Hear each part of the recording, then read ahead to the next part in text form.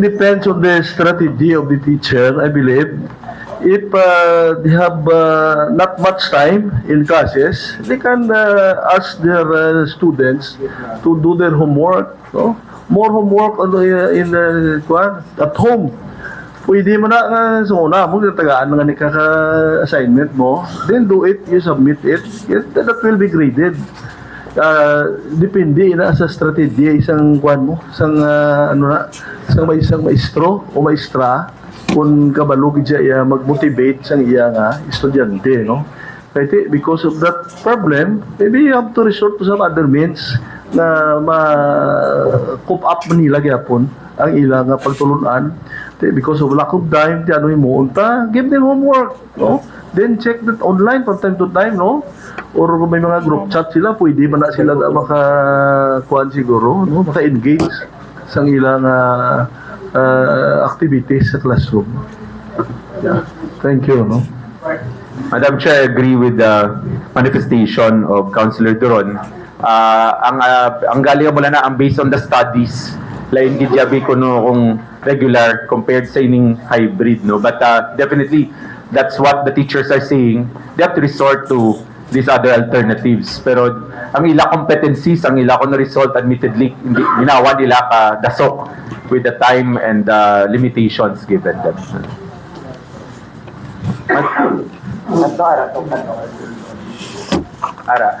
Madam Chair, it's my intention to pass corollarily 3 motions which will actually encompass ang suggestion ni Councilor Duron and Councilor De La Llana sa ikadua. No?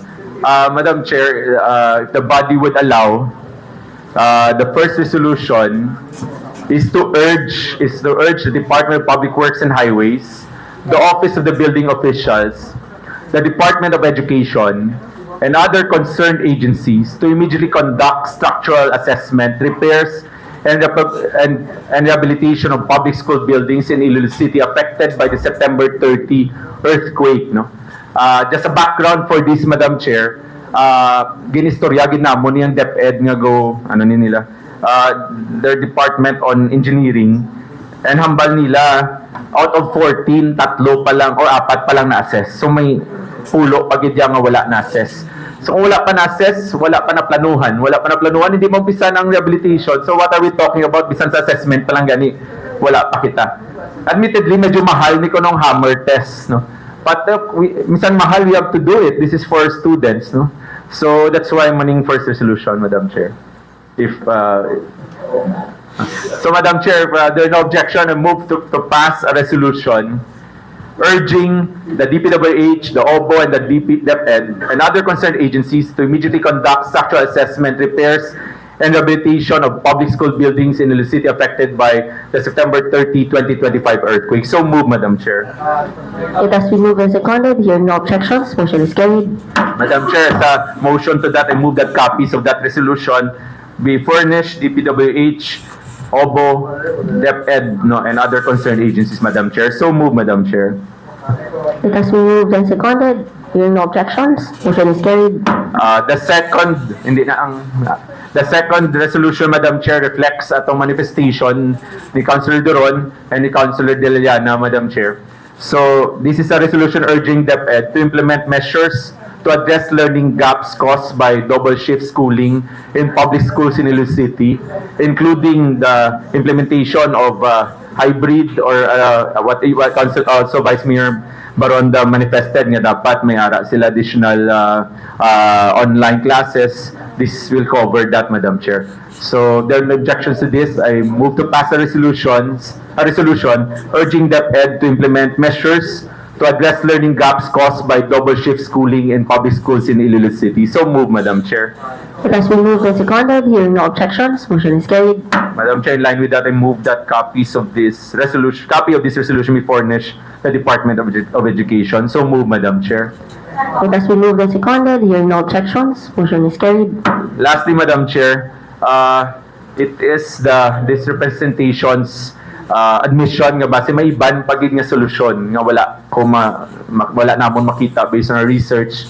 So this is a request, if the committees would accept, the Committee on Education and the Committee on Engineering, to jointly investigate the structural and learning challenges faced by public schools in the city and recommend appropriate resolutions to address these issues. Basta may ban pa nga wala makitaan sa inyong representation. This is a humble request to the committees, Madam Chair, if they would accept, so we would pass this resolution. So, Madam Chair, if there are no objection, no objection. So, Madam Chair, if there are no objections, base may ban pang solution, I move to pass the resolution requesting the Committee on Education and the Committee on Engineering to jointly investigate the structural and learning challenges faced by public schools in the city and recommend further appropriate resolutions to address these issues, Madam Chair. So move, Madam Chair. It has been moved and seconded. Hearing no objections, motion is carried. Thank you, Madam Chair. For the last resolution passed by Councilor Cedric Baluna, would like to respectfully move to refer the resolution to the committee, jointly to the Committee on Education and the Committee on Engineering, where the Committee on Engineering shall act as the lead committee. So move. It has been moved and seconded. Hearing no objections, motion is carried.